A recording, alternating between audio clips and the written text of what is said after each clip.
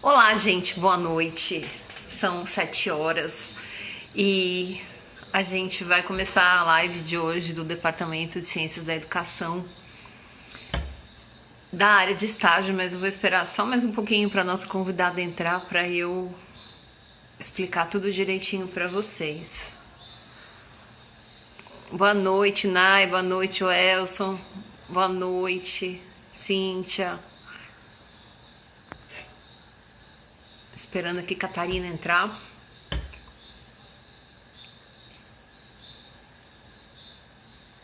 Boa noite, Rose. Okay.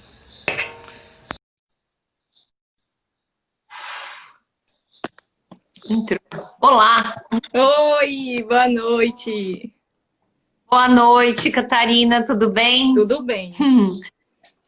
Tá tudo bom aí pra então, vocês? tá bom, tô te vendo, tô te escutando bem. Espero que todos também estejam escutando bem. Vou fazer a apresentação aqui rapidinho. A gente vai fazer uma live hoje pelo Departamento de Ciência da Educação. Eu sou a professora Viviane Brícia, professora do departamento. É uma iniciativa do departamento, né? Que é hoje dirigido pela professora Alba Lúcia Gonçalves, mas também da área de estágio. Então, a área de estágio tem um projeto que se chama Diálogos com a Educação Básica, e a gente tem trazido já há algum tempo de conversas com professores que foram nossos alunos, que foram alunos do curso de Pedagogia da UESC, ou EAD, ou presencial, ou também o Parfor, por exemplo, na modalidade Parfor. A gente já teve aqui histórias de vida emocionantes, né, nesse nosso projeto da área de estágio.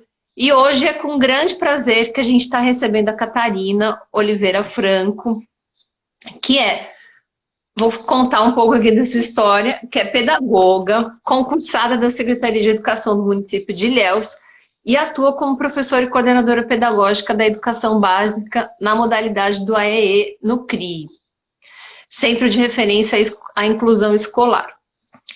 Além de tudo isso, além de pedagoga, de trabalhar com tudo isso, Catarina também é psicopedagoga e pós-graduada em Neuropsicologia, Educação Infantil e, no momento, é mestranda do programa de mestrado profissional do Departamento de Educação, que é o mestrado profissional de Educação Básica pela UESC, formação de professores.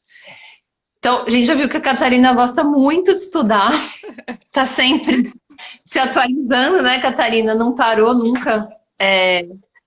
E a gente tem esse grande prazer de te receber aqui como convidada para contar um pouco da sua história, contar um pouco também da sua formação, mas também da sua trajetória nesse momento de educação inclusiva, né? Como professora de educação básica e também como coordenadora pedagógica do CRI.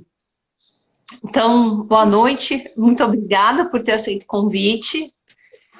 E aí, a gente queria ouvir um pouco de você, se você pudesse começar falando para a gente da sua trajetória, como que você se tornou professora, quais foram suas motivações, né, um pouco dessa trajetória no curso de pedagogia, no Departamento de Educação da UESC, como que você chegou até onde você está aí hoje.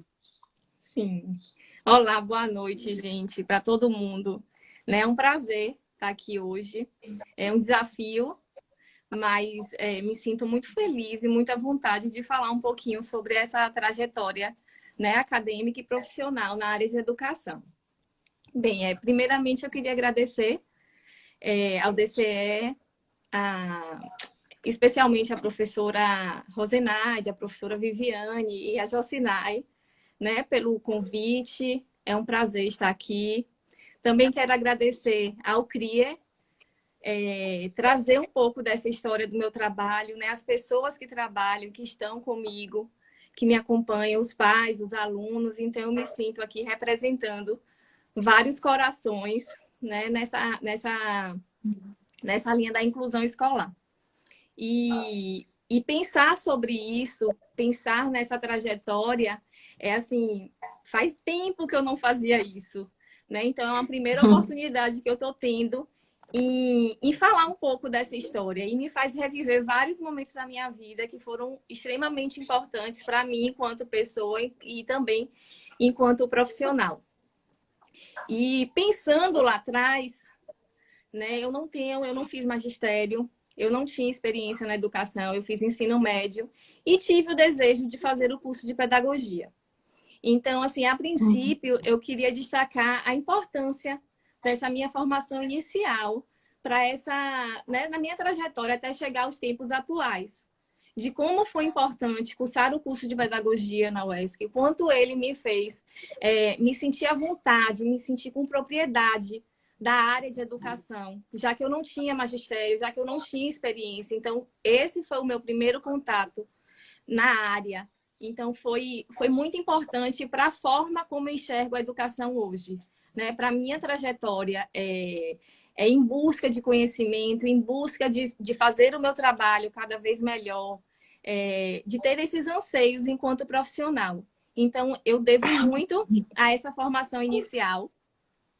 E foi interessante que, parando para pensar, né, no que a gente ia conversar sobre hoje, e aí a gente vai pensando nos detalhes.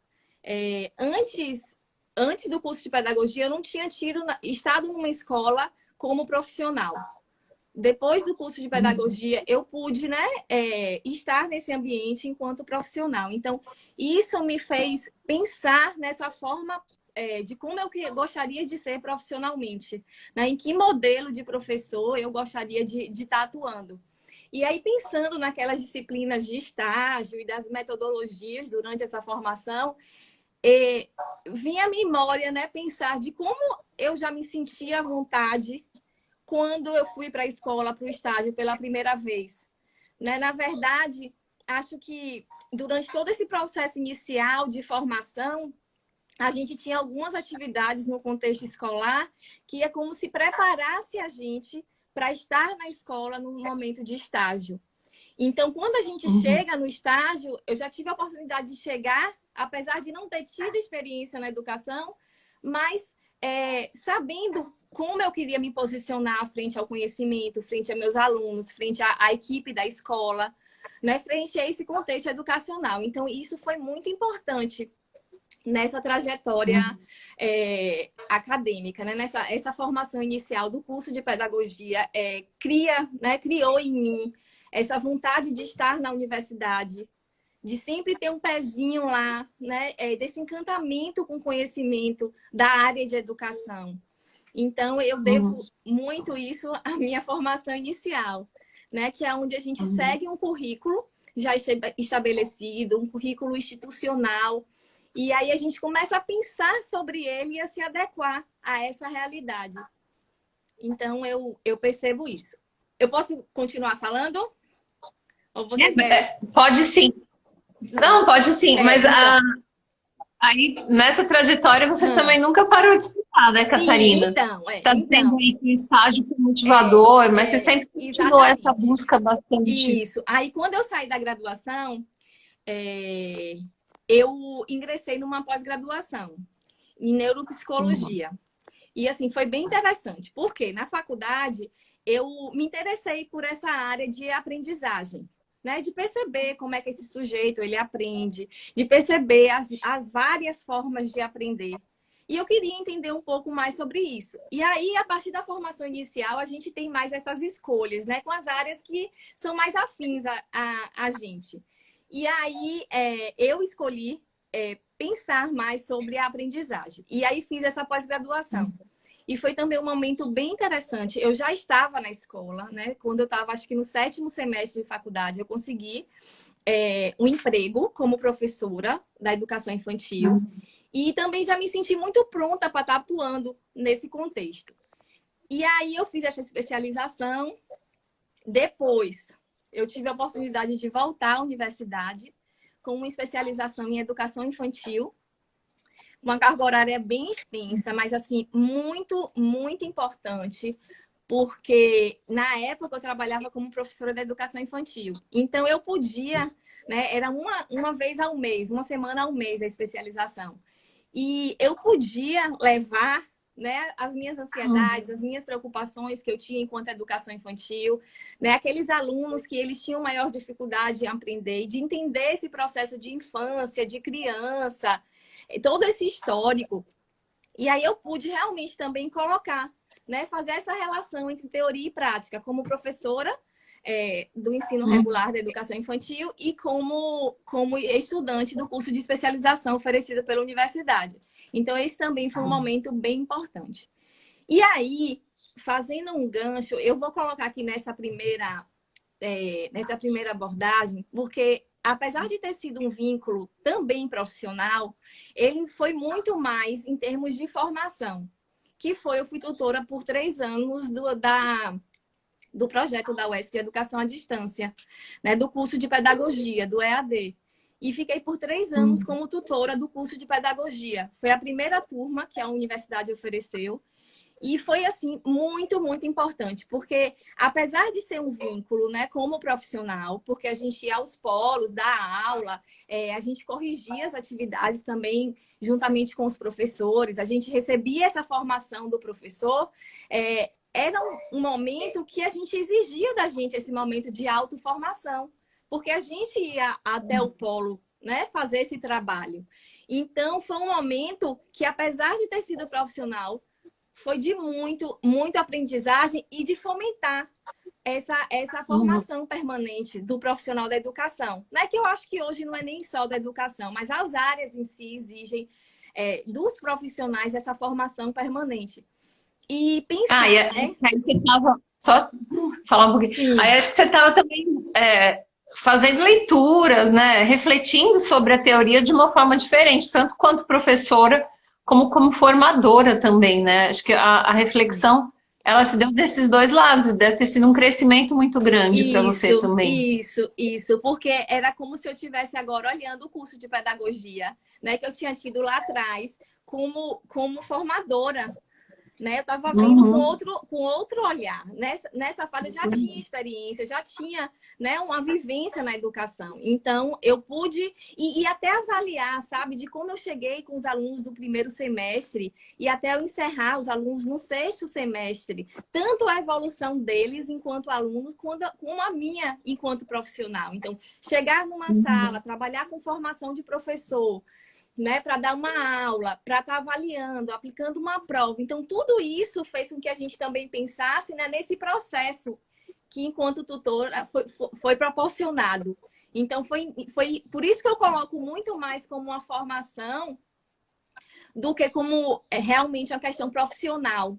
Porque foi um momento de estar o tempo inteiro pensando o conhecimento, pensando as disciplinas de fundamentos do curso de pedagogia, pensando as disciplinas mais específicas, das metodologias.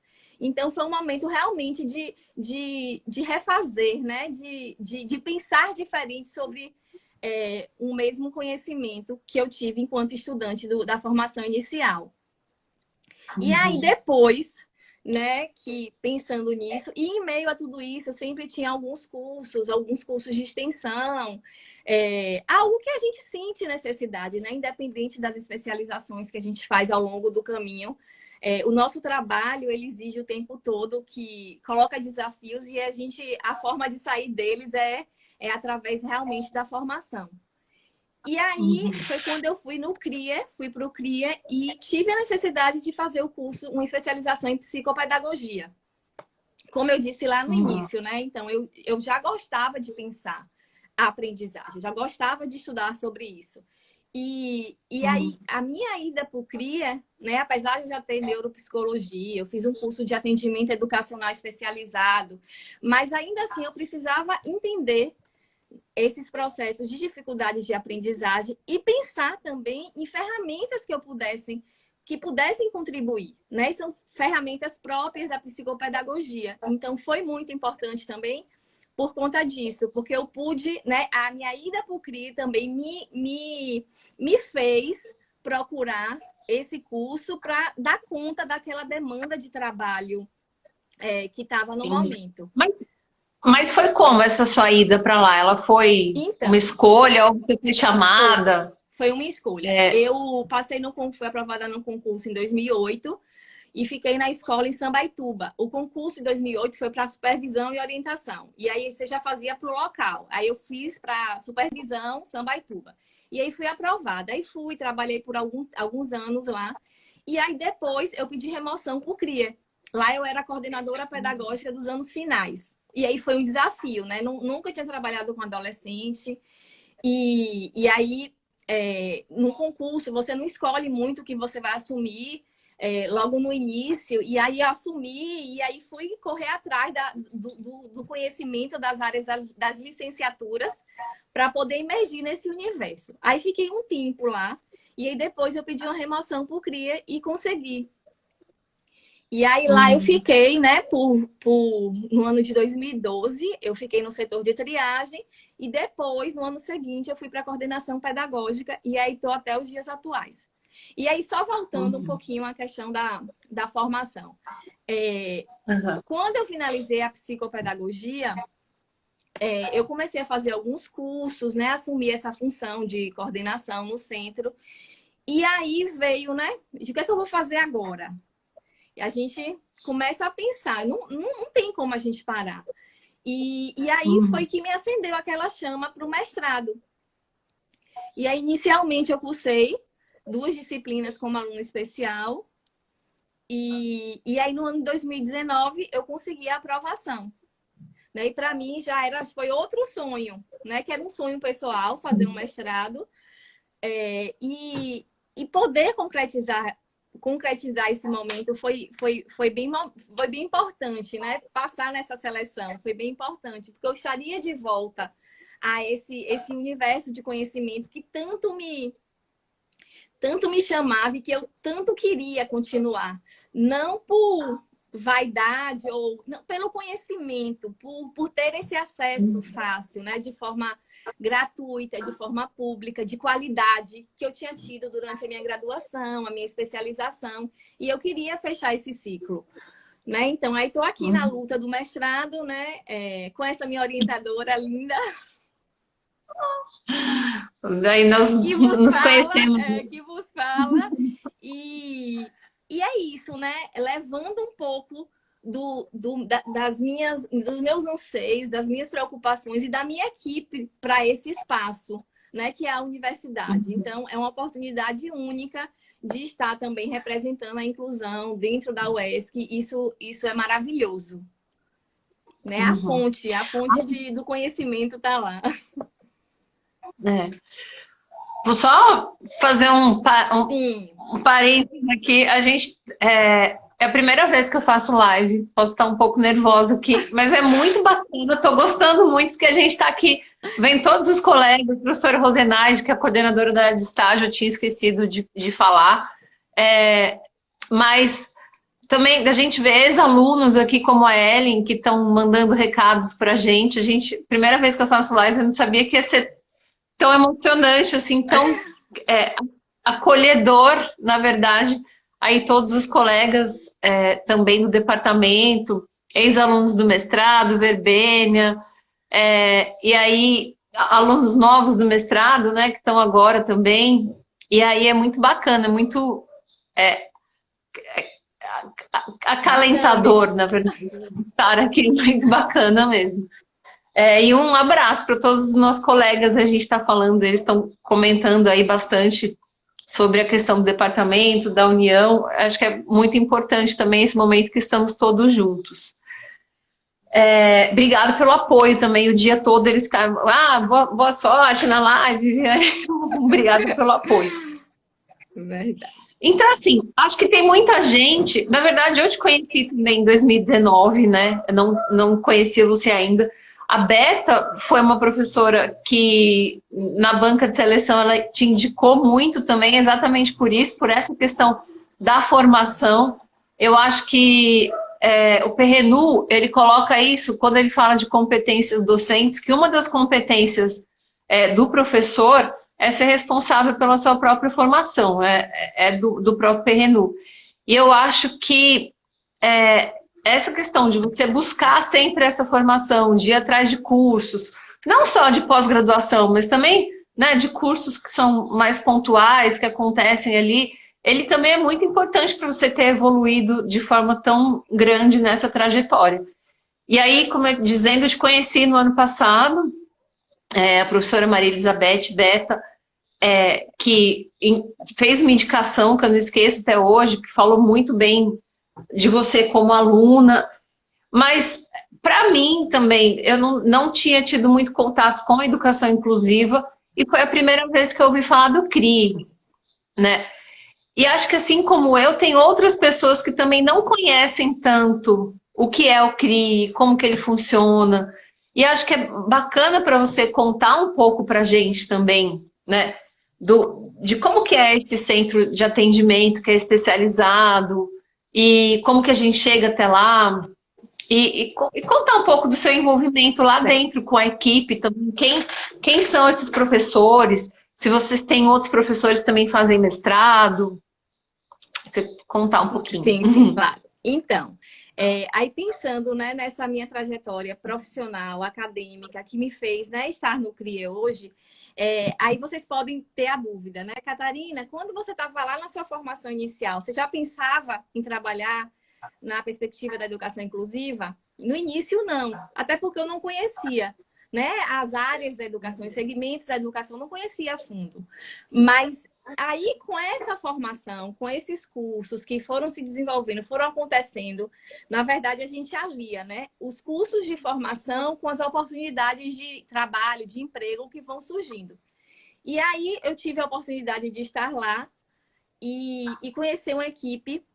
Uma equipe inicialmente era reduzida o número de pessoas, de profissionais, e que hoje tem uma amplitude enorme, né? Então, cria Centro de Referência à Inclusão Escolar.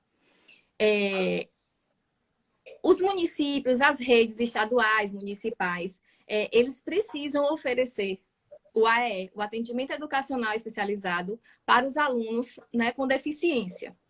E esse centro é um centro da rede municipal do município de Ilhéus. Então, já existe há muito tempo, né? Acho que 18 anos, já atua nessa perspectiva. Só que houve uma amplitude muito maior. Porque hoje, além dos alunos da rede municipal, a gente atende pessoas que estejam interessadas no atendimento. Então, alunos de escola particular, adultos que desejam. Tivemos até momento de triagem com alunos da universidade. A universidade também tem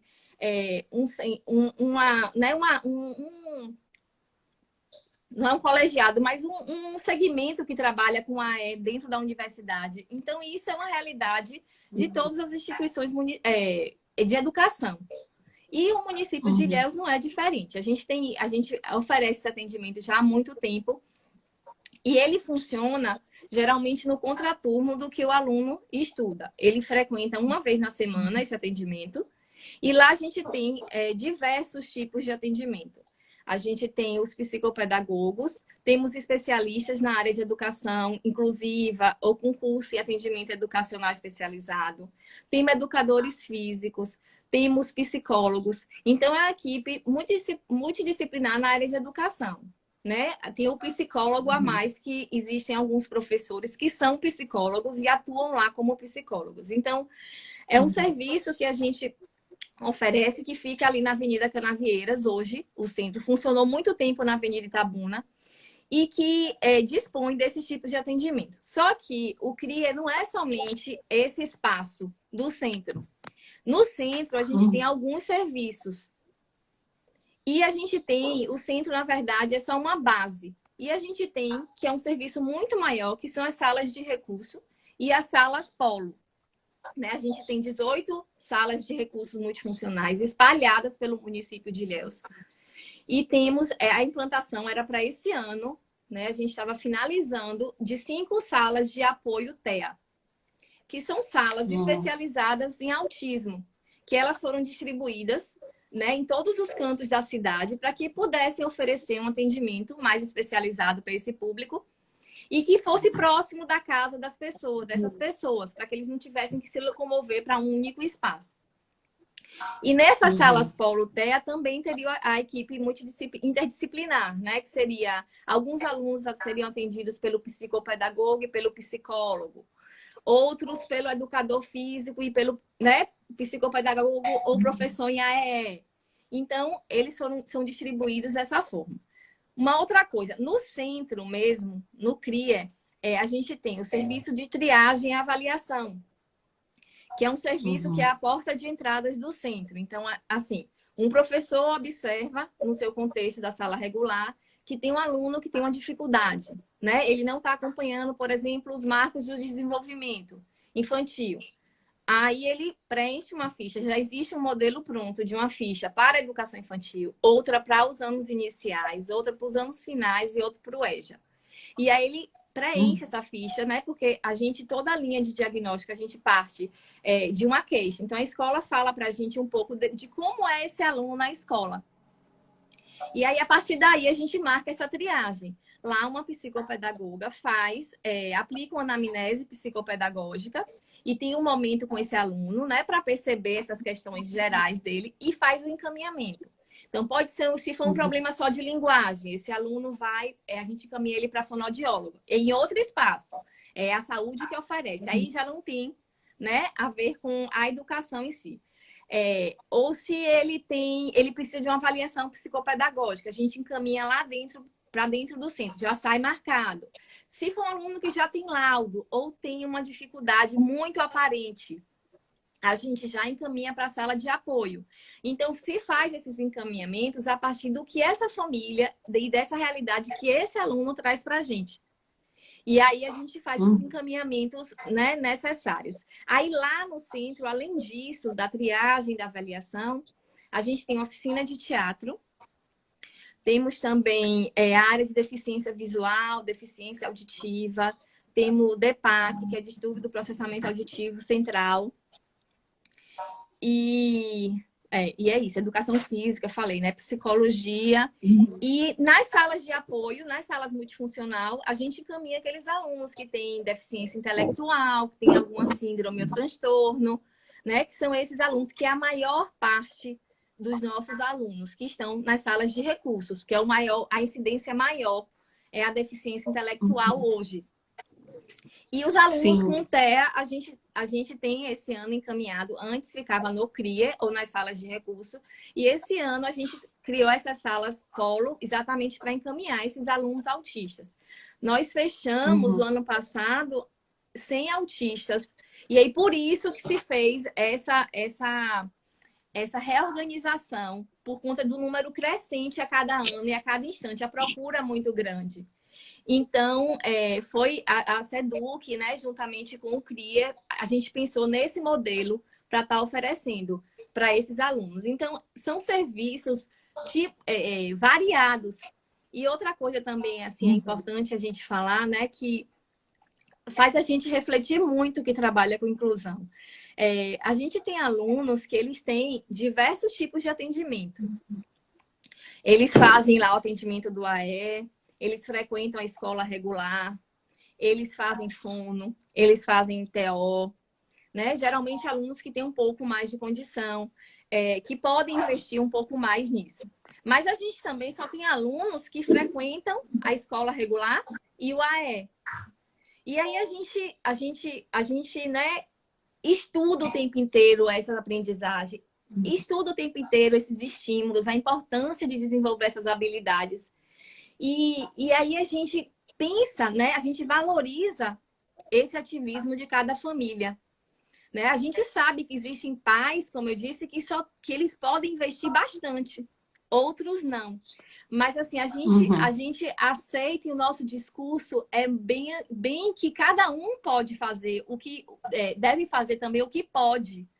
Né? Não tem como a gente criar nos pais e nas famílias aquela ansiedade de quanto mais atendimento, melhor, né? Do que tem que investir, porque às vezes as famílias não têm condição. E aí a gente pensa nesse ativismo das famílias, né? Você garantir, seu filho está matriculado numa escola regular e o atendimento educacional especializado, tipo, para a gente já é muito importante.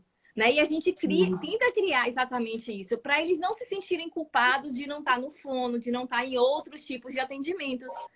Né? Porque às vezes é muito sofrido para a família fazer tudo isso, investir tudo isso. Então, a gente é um trabalho que se desenvolve com o aluno do estante do AE, mas é um trabalho que se desdobra em mil outras possibilidades. Né, de pensar de como essa família concebe esse processo de inclusão desse aluno, né, de pensar de como ele vê esse filho no futuro, na carreira profissional, né, de alimentar nesse aluno essas preferências, os desejos dele. Foi interessante, Vivi, acho que eu até te falei isso, que quando eu fui aplicar, quando eu fui com as famílias, né, e os alunos, para eles assinarem o TCLE, que o Comitê de Ética pediu para que aqueles alunos maiores, que já tinham um entendimento de si, que eles assinassem um termo de responsabilidade deles, que não fosse só a família. E aí, quando eu fui conversar com esses alunos sobre isso, e aí eles falaram assim, a UESC, eu conheço a UESC, eu quero fazer um curso lá na UESC, eu quero estar lá na UESC. Então olha que coisa maravilhosa. Né? Que oportunidade, que visão dele querer estar nesse espaço também, né? De direito, mas que a gente precisa fomentar. Então, até essa orientação com a família para que alimente, né, essa independência, essa autonomia nesses sujeitos, isso também faz parte do nosso trabalho. Né? Tem bastante gente perguntando bastante coisa aqui, Catarina. Eu vou fazer algumas perguntas para você, porque senão a gente também vai perder aqui as perguntas. A professora Alba e a professora Cândida perguntaram como é que está sendo agora, nesse período de pandemia, esse atendimento. Acho que também outras pessoas fizeram essa mesma pergunta. E aí acho que responde essa, depois eu faço as outras. Então, nesse momento, não está tendo atendimento. O que é que a gente tem mantido? Um contato com as famílias, né? Até porque a gente não sabia que seria tanto tempo. Então, nós não nos organizamos e nem não se imaginava que tudo isso ia acontecer e que ia durar tanto tempo, né? Então, no AE não está acontecendo o ensino remoto. O que a gente faz alguns professores mantêm esse contato, mandam atividades, eles mantêm esse vínculo, né? E agora a Secretaria de Educação está organizando, inclusive, a testagem dos profissionais. Acho que encerrou hoje, para que a gente comece a abrir esses espaços e esteja lá disponível exatamente para estar mantendo esse vínculo, né? De dúvidas, de sugestões e ver como é que vai caminhar essa questão do AE. Então, no momento, não está tendo. A gente, os profissionais, eles mantêm esse vínculo esporadicamente, mas não está acontecendo.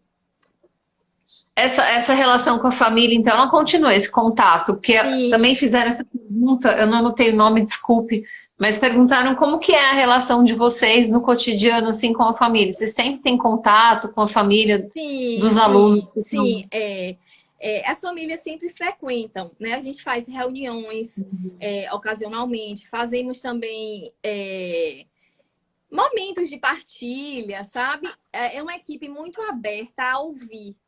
Então, a gente também tem o serviço de orientação, que tem esse momento de ouvir os pais. Temos a psicologia, que também... Então, o nosso trabalho, como os pais, eles geralmente, a maioria deles vai levar esses alunos. Então, assim, a gente está sempre muito disposto a conversar e a esclarecer, a orientar, né? Como eu disse, não é um trabalho somente... O CRIA hoje não é só responsável pelo atendimento. É um trabalho muito maior. É um trabalho de orientação a essa família. Tipo, uma medicação não tá adequada para o meu filho. E aí a gente vai conversando, pede que leve no médico. E a gente vai, né, tentando orientar e fazer adequações. A mesma coisa a escola.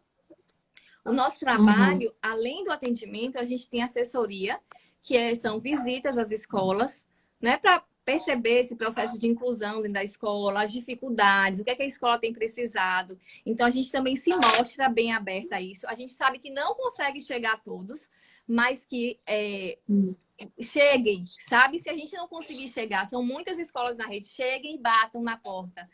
Sempre vai ter esse discurso a gente sempre vai querer ouvir.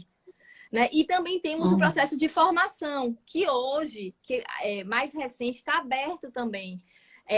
Antes só era para os profissionais de educação. Então, hoje, através de live, desses momentos, é também direcionado para os pais, né, para a comunidade, para quem queira ter acesso a esse conteúdo.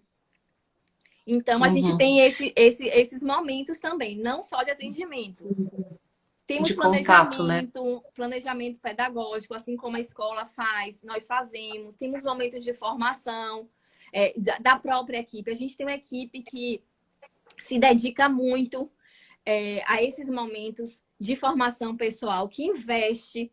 Então, cada um na sua área, sabe? Se dedica bastante, busca cursos fora, independente dos cursos de especialização. É essa dinâmica, né, de diminuir esses anseios, de tentar ir à fonte das nossas preocupações.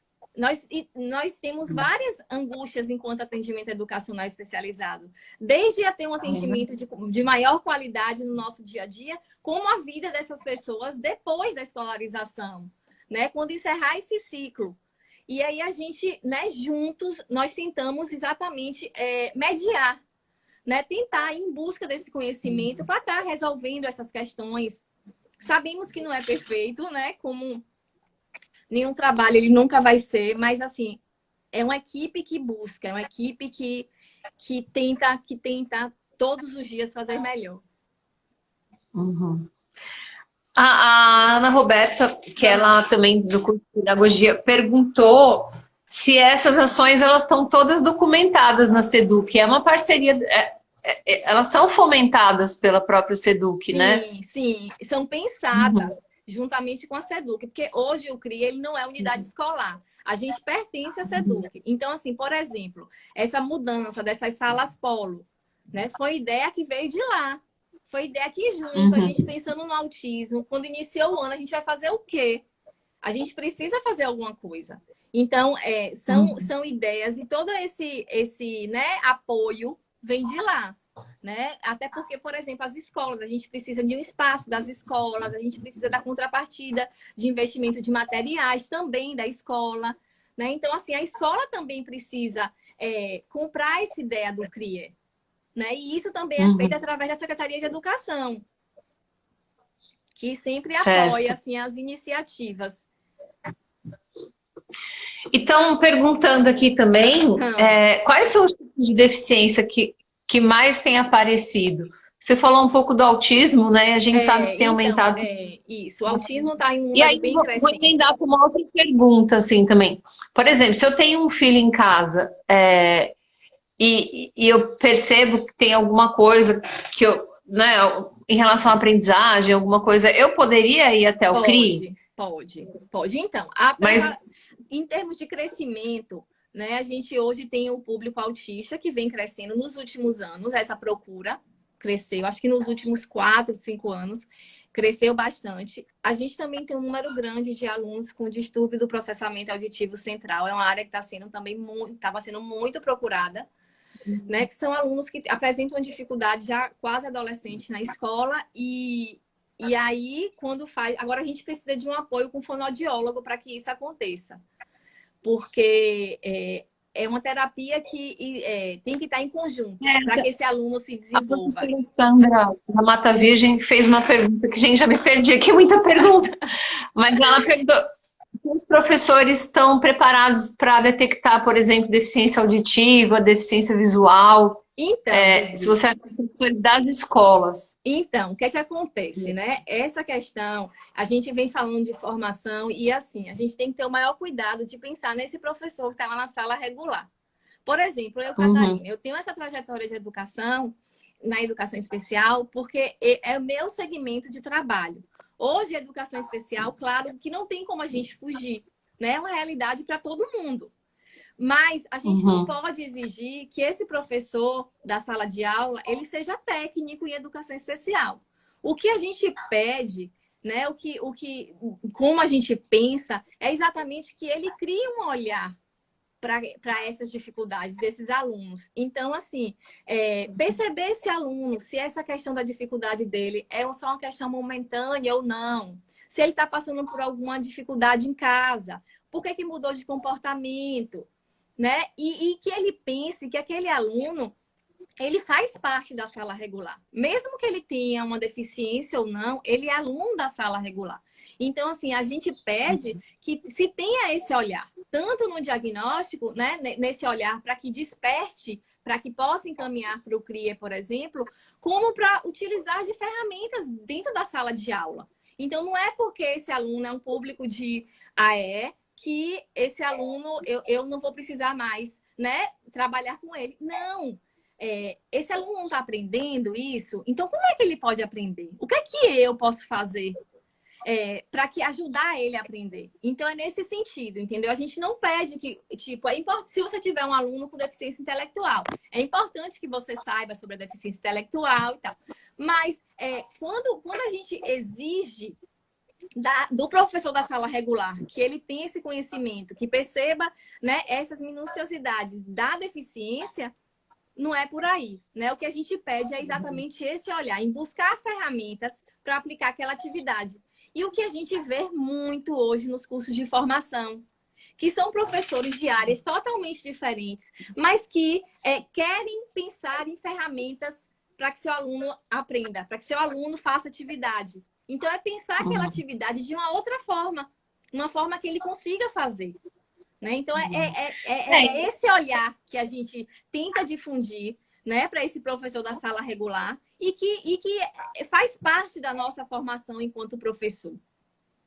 Uhum. E muitas vezes é um professor que está diariamente, né, cotidianamente com a criança ali. E, eventualmente, ele vai perceber também, até mesmo alguma diferença, algum atraso, porque ele conhece a criança muito bem, ele passa muito tempo, principalmente o professor dos anos iniciais, passa bastante tempo, né, com o aluno. E aí também, o que acontece? Quando ele percebe que ele encaminha lá para o CRIA, e aí se for uma criança, né, que ela tiver uma criança bastante agitada ou com dificuldade muito grande, mesmo que não tenha laudo, a gente lá também é responsável pelo projeto do Coensino, que são professores auxiliares para estar dentro da sala regular. Então, essa é a realidade do município de Ilhéus hoje. Assim como os intérpretes, todo aluno surdo ele tem que ter um intérprete na sala de aula. Então, isso também é responsabilidade do CRIA. Então, todos esses ajustes para favorecer essa inclusão dentro dessa sala regular, eles devem ser garantidos. E a gente, né, tem esse poder de encaminhamentos. Mas esse olhar desse aluno como o seu, né, da minha sala regular, isso aí é o professor que pode desenvolver e não basta ser técnico na área. Né? Com os nossos conhecimentos pedagógicos, a gente pode pensar de que forma aquele aluno pode realizar as atividades. É isso, é pensar assim, todo dia um pouquinho. Né? Hoje eu vou fazer isso com esse aluno. Hoje eu vou pensar em outra coisa. É nesse sentido, de se apropriar do aluno. E não é porque ele é do AEE que ele não é meu aluno, ou que ele é aluno do Coensino.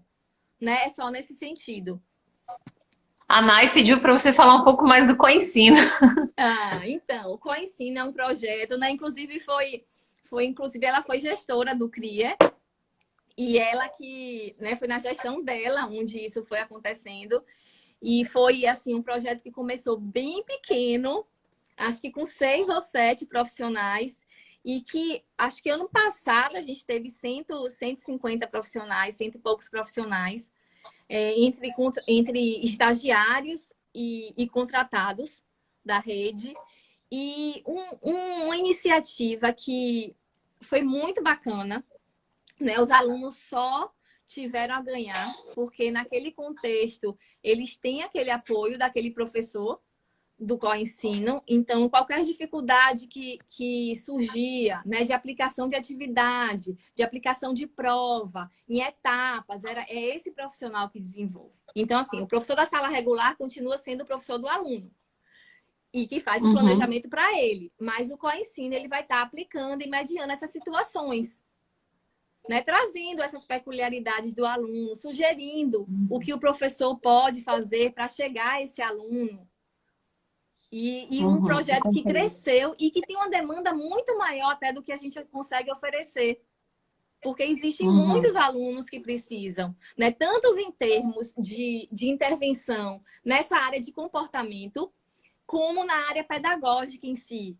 da dificuldade, né, de trabalhar com o aluno a dificuldade pedagógica em si, como na área desse aluno se aquietar, né, de comportamento, de estar na sala, de manter o foco na sala. Então, os ganhos do Coensino para o município foram assim imensos e para os alunos. Uma pena que não se tem condição de oferecer a todos, né, pelo número crescente que se tem de alunos.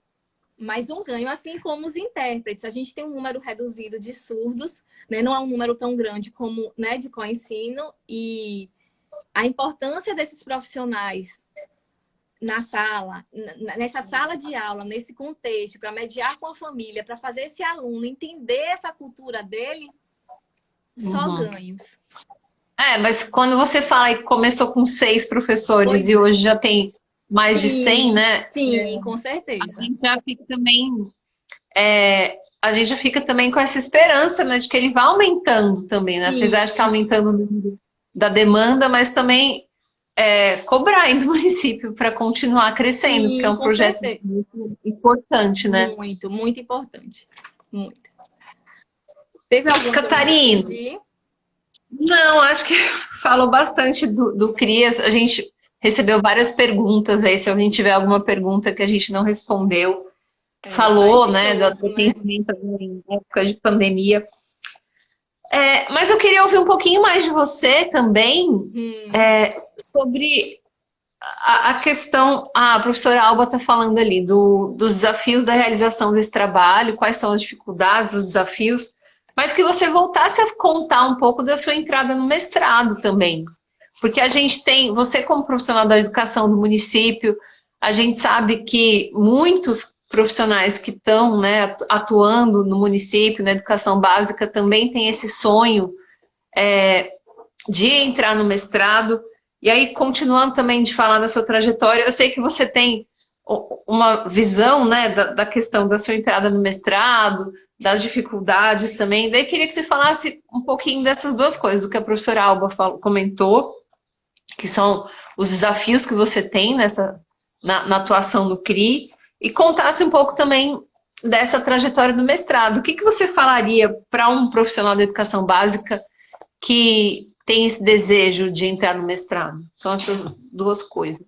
Certo. Então, com relação às dificuldades e os desafios, né, desse contexto do AE, eles são inúmeros, né? A gente não consegue se aquietar, porque vai desde a cada dia tentar oferecer um atendimento melhor, diferenciado, num espaço mais adequado, a gente se preocupar com essa visão, por exemplo, da família sobre o seu filho com deficiência. Então, preocupa muito a gente essa questão desse aluno quando finaliza o processo de escolarização. Essa é uma angústia muito grande, né? E que a gente tenta orientar os pais, mediante conversa e reunião, né? De estar incentivando que uma vida autônoma desses sujeitos. Então, isso é algo que realmente é como preocupação. E os desafios, eles são, né? Além disso, são diários. A educação pública, a gente vive esse contexto também enquanto universidade, né? Tivemos conquistas, mas também tivemos passos atrás, mas que a gente vai tentando mediar e tentando alimentar esse processo de formação e tentar adequar e ajustar o que a gente pode fazer. É tipo assim, não vamos nos apoiar na desculpa de que, né? Ou num motivo que não está ao nosso alcance. Não, se a gente, antes de funcionar nessa casa, nesse espaço, era num espaço muito pequeno, um espaço, na época de NAI, muito difícil, né? Sofremos várias questões de assalto, essas coisas, e nem por isso se deixava de realizar ou de receber essas famílias. Então, é a gente pensar no que depende da gente para atender, né? Para oferecer esse atendimento, para ouvir, para ter essa escuta, esse acolhimento. Então, a gente tenta trabalhar muito nessa perspectiva, né? O que é que eu, enquanto profissional, posso fazer para melhorar, para que as famílias não percebam, né, essas dificuldades. E aí, acho que como vocês também, né, da educação superior. E no mestrado é interessante, né? E essa, gente, é uma oportunidade, assim, que é única, né, na vida da gente. Eu acho que o tempo todo a gente sonha, enquanto profissional, em tentar, né, um espaço para que a gente investigue, pense na pesquisa, mas do que angustia e do nosso trabalho. E o mestrado profissional dá essa possibilidade. A gente leva para a universidade um problema de pesquisa, né? A gente leva um projeto de pesquisa, de interesse nosso, particular, individual, de acordo com nossa formação e, né, e com o nosso contexto que a gente trabalha. Então, você ter a oportunidade de estar num espaço discutindo sobre essas questões e pensando e tentando fazer teorias sobre ela, né? Estudando e divulgando e vendo quem estuda sobre isso, quem fala sobre isso, isso é uma oportunidade única de estar no mestrado. Uma outra questão mesmo é que a gente acaba pensando, né? A pesquisa, eu, por exemplo, me formei na turma de 2004.2, né? Entrei em 2001 na faculdade. Nessa época, as iniciações científicas não eram tão fomentadas. Acho que depois disso começou, né, esses projetos. Então, eu não pude participar tanto no meu contexto da universidade, formação inicial, dessas iniciativas. Hoje a gente vê que os estudantes do curso de pedagogia já estão, né, alimentando a pesquisa dentro de si. Então, lembra que eu sempre falo com você, eu sou novata nisso. Porque realmente a gente desenvolver essa preocupação em publicar, né, e estar em eventos, e estar lá representando a instituição, o PPGE, representando a UESC, representando o local de trabalho, né, levando conhecimento, tendo conhecimento sobre aquilo, é uma oportunidade que, né, é um sonho pensar nisso há anos atrás, quando eu me formei. Então, essa oportunidade do mestrado, claro que temos inúmeras dificuldades. A seleção, ela é algo, né, que mais vagas tivessem, que mais pessoas entrassem. A gente vê a importância disso nesse contexto de trabalho, como a gente pode levar esse senso de estudo, de pesquisa para dentro do local de trabalho, porque é um ciclo, né? Dar e receber o tempo inteiro, tanto a universidade quanto o local de trabalho da gente. Então, é uma oportunidade imensa. Tive uma dificuldade bem grande no mestrado, que foi a prova de proficiência, mas consegui, né? Na verdade, eu acho que eu estava tão preocupada inicialmente com a seleção e depois em absorver tudo que os professores falavam na aula e não perder nada e anotar tudo que eu queria passar na disciplina e eu queria, sabe, absorver uma esponjinha, que eu não dei tanta atenção à proficiência. Então, essa foi uma dificuldade particular e cada um, né, vai tendo o que realmente é mais difícil e fácil nesse processo. Mas me encantou participar desses eventos, estar nessa área, né, na área do ensino de ciências por investigação, também é algo que eu tenho aprendido muito e que realmente eu tive que me dedicar para emergir. E é isso, é estar nesse universo acadêmico, nesse universo que inspira a gente, que faz a gente querer estar mais, né? A UESC tem esse poder, tanto na questão do DCE, da graduação, como do PPGE e dos programas de mestrado, né? Que envolvem as licenciaturas.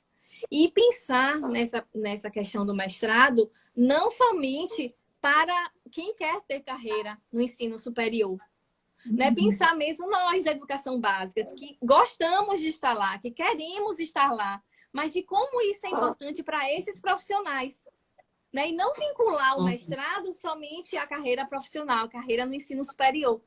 Não, mas o quanto que a educação básica ele precisa, né, dessa relação que o mestrado ele proporciona.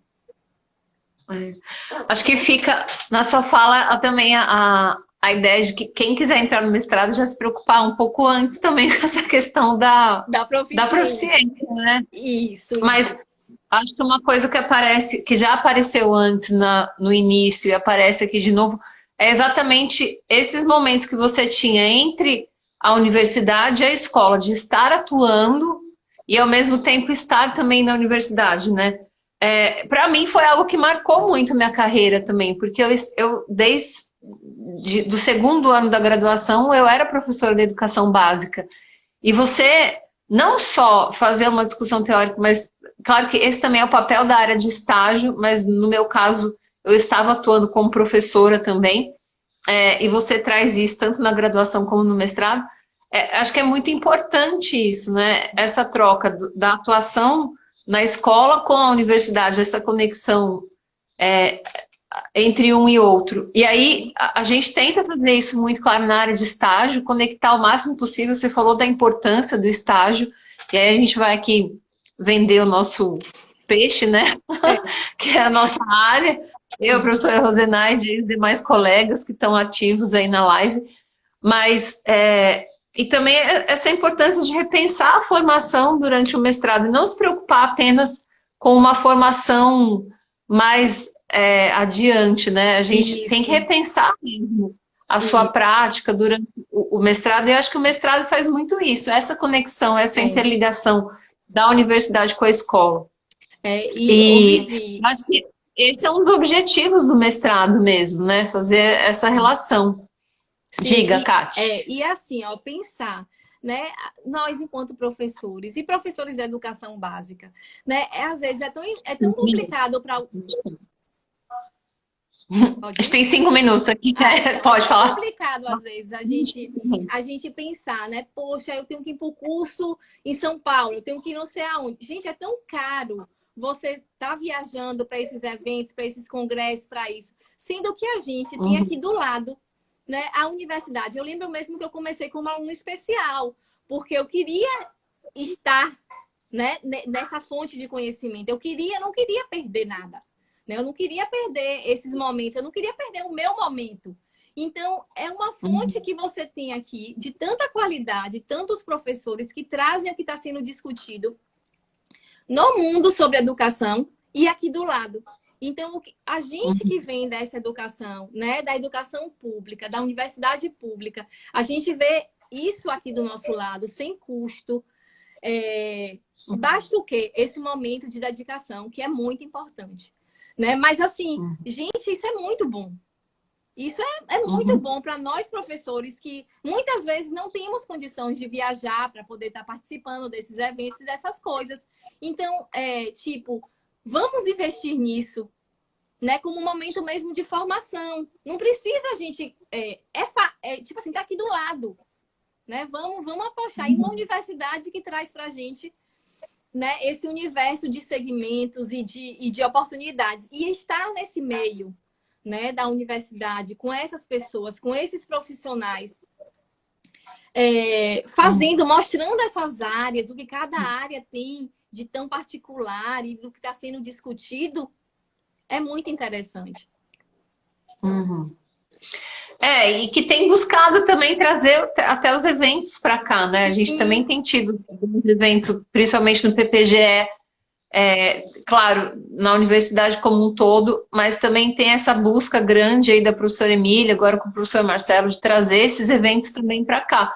E você teve uma experiência muito bacana também, que foi de ter ido para o G-Praxis logo no começo do... Né? Agora a gente está um pouco limitado em relação a essa questão de evento presencial, espero que volte também um dia, mas você teve essa experiência, eu lembro que foi muito importante para você, né? Que você voltou do evento e falou, nossa, a gente está discutindo, eu falei sobre o meu trabalho, foi muito bacana, porque eu precisei falar sobre o meu trabalho. E acho que a gente vai tentar fazer isso online, mas foi muito importante igual hoje, também. esse momento de hoje, tipo assim, as pessoas querem te ouvir, né? É interessante o que você traz, então a gente se vê nessa condição, né, de levar algo que o outro também quer ouvir, quer saber, né, quer adentrar no seu universo. Então, a oportunidade de estar nesses eventos também é muito interessante por isso. Sim, Beta, a Beta falou aí dos eventos online. Sim, estou dizendo para a gente que a gente está trazendo isso para o online agora, não está... A gente está trazendo agora para o online, mas digo que a experiência da Catarina no início, para ela foi muito marcante, acho que essa troca do evento, na verdade, né? A gente se sentir, né? Ali eu me senti pesquisadora. Sim. Né? Naquela oportunidade. Kati, tá dando aqui uma contagem regressiva aqui, a gente vai encerrar. Muito obrigada. Imagina. Muito obrigada mesmo. Foi um prazer, a gente poderia ficar 5 horas aqui dialogando, mas infelizmente o tempo ele acaba. E muito obrigada pela participação. Acho que todo mundo ficou muito feliz com as